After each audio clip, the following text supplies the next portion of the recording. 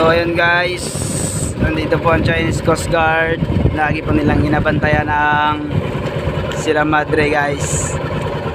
Yan po ang Sierra Madre na Navy. Yan po, nakabantay po lagi ang Chinese Coast Guard. Yan.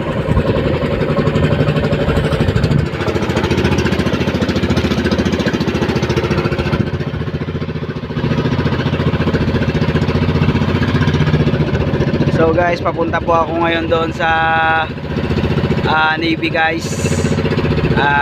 Tiran ko sila ng ulam. Meron po akong huli na konti guys.